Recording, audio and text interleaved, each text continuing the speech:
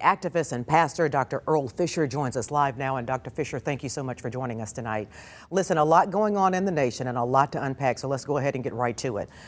I'm sure you've been following the protests very carefully in Minneapolis tonight. You know, it's in response to a 20-year-old black man being pulled over and being, as police are saying, accidentally shot. The officer using her gun instead of a taser. Let me have your reaction to that first, please.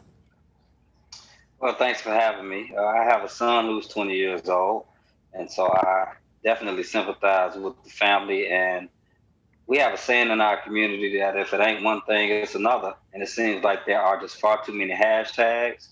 There's too much black pain and death. There's too many excuses and not enough justice. So I'm committed to doing what I can, because these types of things are not just happening in Minneapolis or Minnesota; they're also happening in Memphis.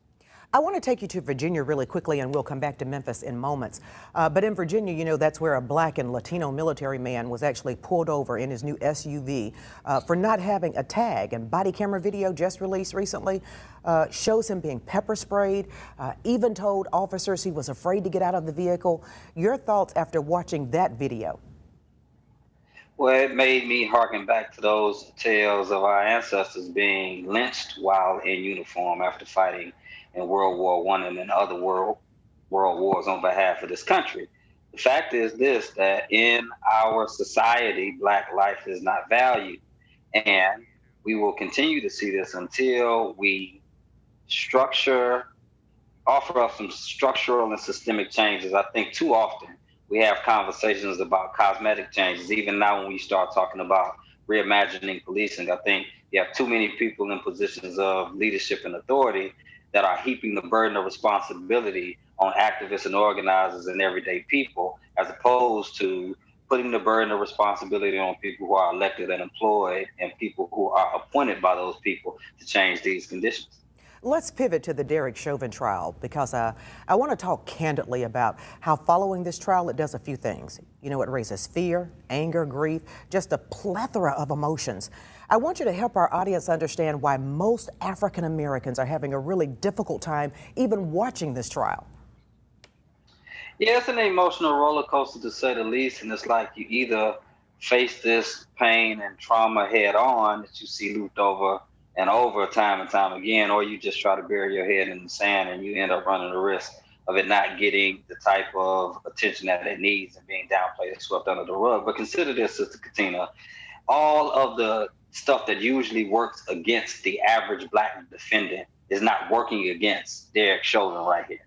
Not only do most people even call this like the George Floyd trial, as if he's somehow on trial for his own murder, not only did Derek Chauvin not get persuaded to take a plea deal, even though we have video evidence to his execution, but the same law enforcement officers whose words we usually take as gospel, you have almost 40 witnesses, most of them experts in their field. It still has not given anybody that I know, and I'm pretty sure anybody you or Brother Richard knows either, the confidence to bet their house that this is going to end in a sufficient conviction. And that's the quandary of black folks, even in Memphis and Shelby County and all around the country. That's why we have to change these conditions that make these things so prevalent. Listen, we're out of time. I'm going to give you 30 seconds to do this. I walked you through each one of those cases because they have similar themes. That's black men being afraid of the police, being shot, even killed.